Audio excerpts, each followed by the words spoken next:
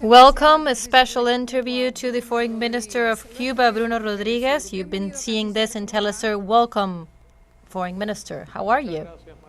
Thank you very much, Marcela. It's a pleasure to be here with teleSUR. Thank you for having us. A brief announcement before the UN Assembly. What key arguments is Cuba presenting before this organism? Well, today there's been an excellent debate. 7 groupings of countries have already talked, among them the non-aligned movement and the Group of 77 plus China. They have spoken on behalf of over 100 countries, plus other 5 groupings of countries. 22 spokesmen have also spoke here.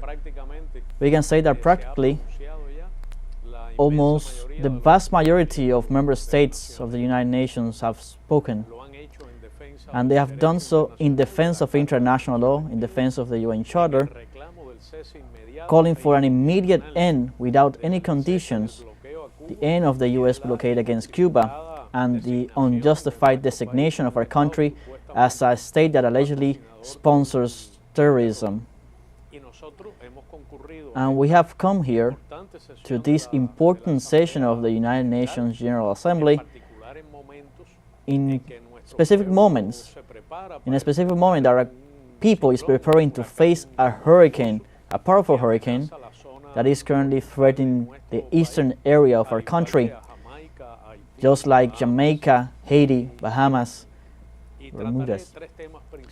And we're going to go over 3 main topics when I present the resolution tomorrow. The first is the extreme damages that the blockade is triggering from a humanistic point of view to the Cuban families, the effect of the blockade on the power outages, and the difficulties and scarcity of food, medicine, the situation of transport, of the public transportation system, also how it impacts the incomes and the direct harms that beyond microeconomies directly impacts the daily life of Cubans, even those living here in the United States or US citizens themselves who are also deprived of certain rights. In second place, I will also be speaking without doubt on the brutal policy of the United States government towards our America, the attempt to re-establish the Monroe Doctrine, policies of cannons, in the face of the extraordinary and unwarranted for the military deployment that not only threatens the Bolivarian Republic of Venezuela, but also all countries of a region that is a zone of peace. And we will always be alongside Venezuela with one single destiny in all circumstances. And in third place, I will also be referring to the blatant violation of international law and the UN Charter, the blatant attack against multilateralism, which is the imposition of a genocidal blockade, which is a massive violation, systematic violation of human rights. Look at this. What the UN General Assembly is focusing on, this report in this resolution, is named the necessity of eliminating this measure that hurt so much the Cuban people.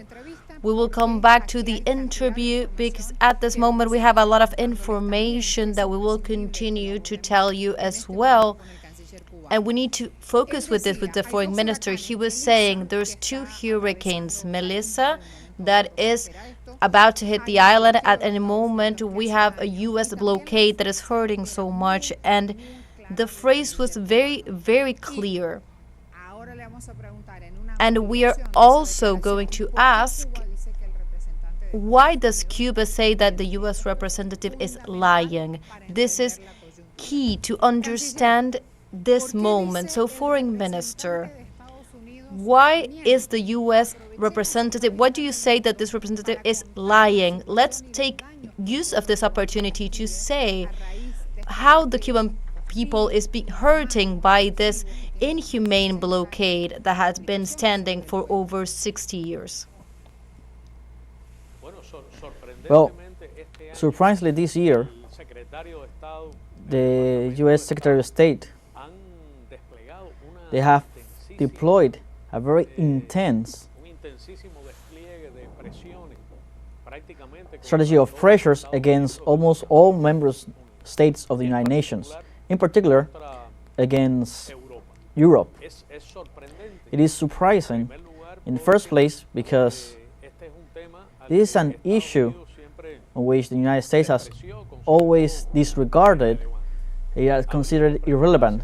We will need to ask ourselves why, even in the face of this deployment of diplomatic policies at the highest level with two memorandums in which they pressure, blackmail, urge certain countries to modify their speech and vote in regards to the blockade. Why? Why even, besides the letters that they have sent to different leaders and foreign ministers in different latitudes of the world, threatening them with sanctions if they maintain their vote and position, their traditional position, they have also unleashed a toxic campaign through the official accounts of the U.S. State Department and the highest officials of the embassies of the United States. The U.S. mission itself before the United Nations. This is a signal of desperation. It's a signal of acknowledging that the aggressive hostile policies against Cuba are rejected completely by the UN General Assembly, by the international community. It is a signal that they see the deep isolation and to which their government is submitted in this general session as well as in others. And it's also a point that points to the perception that this genocidal policy that violates international law only brings discredit to the U.S. government. This agenda that seems to be very personal and very corrupt on the part of the U.S. Secretary of State, highly related with the worst interest, political interest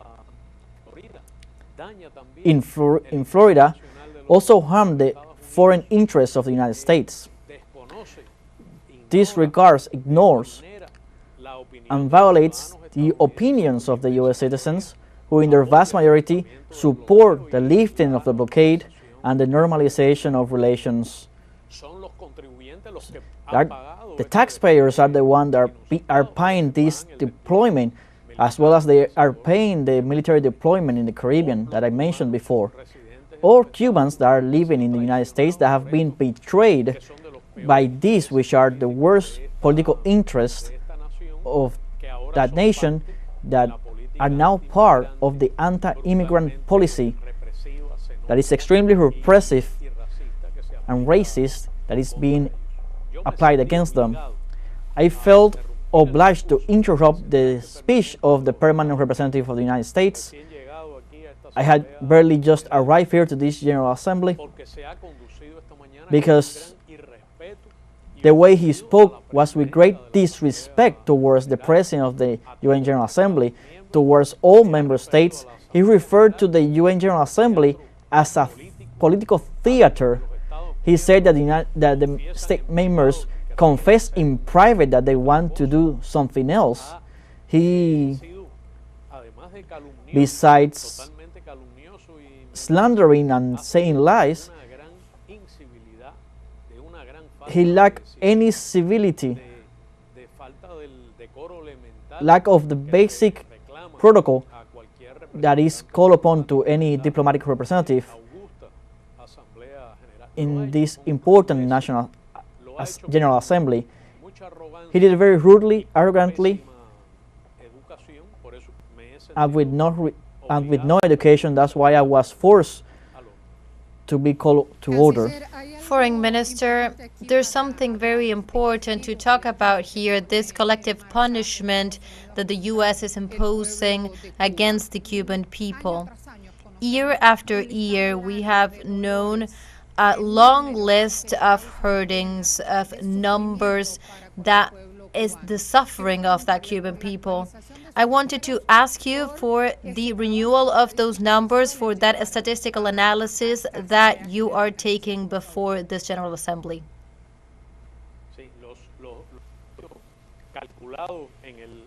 The figures that have been calculated in the last years, meaning from February last year until today, according to current prices, of over $7 billion, which is an extremely high figure for a small economy as the Cuban. But the accumulated damage are completely out of proportion in these 60 years if we calculate them on the current prices or the gold value. The strengthening of the blockade from 2019 and of this year as well has proven in the increase of economic damage of over 40%, that the extreme imposition and the policy of maximum pressure in the economy applied in this period generate in our economy. But Marcela, what we cannot count, what we cannot express in numbers or in data, is the suffering of the people of Cuba. Is the consequence of the abuse of a superpower against a small nation, noble nation, working nation, the anxiety, the suffering of the daily life that provokes in our families, because it makes us live in a situation of scarcity that, despite the efforts and efficiency of our government and in general of our society, with the participation of young people, of people in general, of different organizations, yet it directly impacts in the daily life of our families and is expressed in the deterioration of some indicators of health. What we can say without a doubt is that our people remains united, aware, knows deeply the relation of the imposition of the blockade as a main cause for these problems and sufferings that suffer, and as the main obstacle for the recovery and development of our economy. Tomorrow, we will also witness an overwhelming victory of our people, of the Cuban Revolution, also of all the peoples, free peoples of Latin America and the Caribbean. Is going to be a victory as well of our region that is proclaimed as a son of peace. And it's going to be a triumph of international law, of reason, justice, and truth. Foreign Minister, you know that if we search in any search engine in internet or AI tool, we write the phrase, how does Cuba face the U.S. blockade? You know that the answer is just like yours. How is Cuba facing this? With a combination of resistance, creativity that has lasted for over 6 decades. It says, for example, one of these tools. You can do this at home as well. Cuba is managing these difficulties without losing that solidarity and that leadership, the strong leadership. And in that way, we can continue to reproduce that question with similar answers. I do not want to close this interview without touching on an important point. Today, the government of Venezuela also took the stand in the General Assembly, and it said, I want to ask you as well about this. Who is the main aggressor here in the Caribbean? Well, I spoke on our strong rejection on the threat that the U.S. government is creating against peace, security, and stability in the region and also in the world. It's a military deployment that we know that it doesn't work to face scourges like drug trafficking, but it constitutes an existential threat against the independence of Venezuela and all other nations of our region, against sovereignty of all states. It's also a tool of pressure and blackmail and interference in the internal affairs of the countries of the Latin American and Caribbean nations.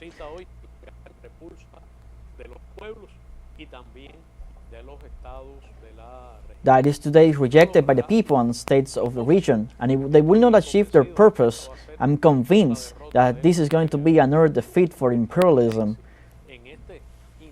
in this attempt to reimpose on us the doctrine mortrine, a policy of cannons, after failing throughout history in their purpose of domination over a region. I'm certain that governments, the dignified government and sovereign governments of our region, and above all, of all the peoples of Latin America and Caribbean, they will persist on the defense of our principles of independence and sovereignty bequeathed to our people by the liberator and the national hero of Cuba of independence,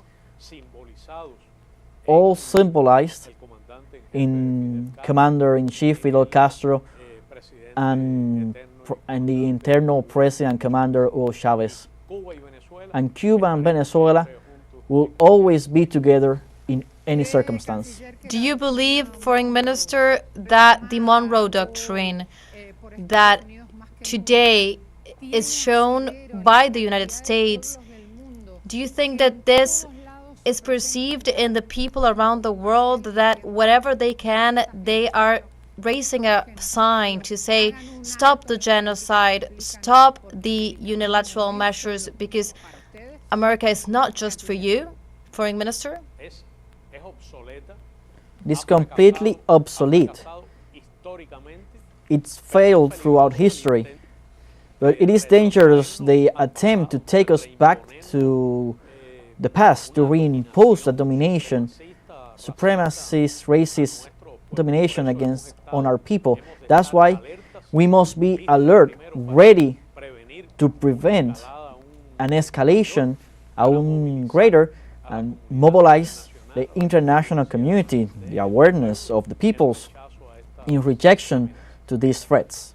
St. Vincent and the Grenadines, lastly, just minutes ago during this day, made a statement before the UN General Assembly and said that we call on both parts to solve this matter. We need to say at this moment who is being the aggressor and who is supporting these aggressions, and from this dialectic to continue to working on this topic. Foreign Minister, I want to close on this. Yes, the speech of the permanent representative of St. Vincent and the Grenadines was very clear,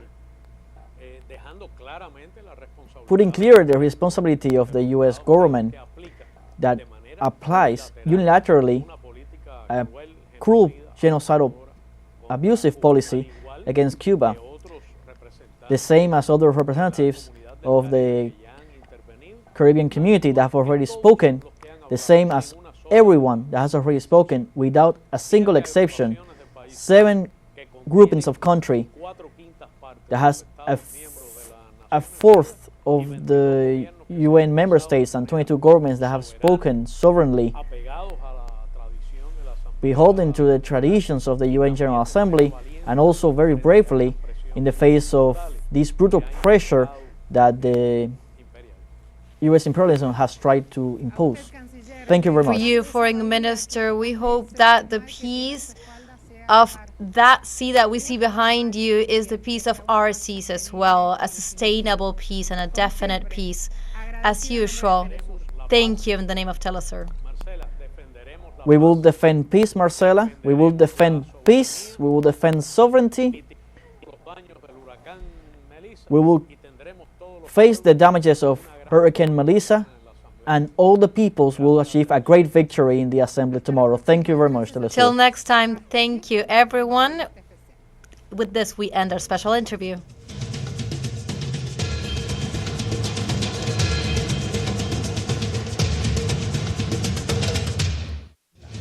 The likes of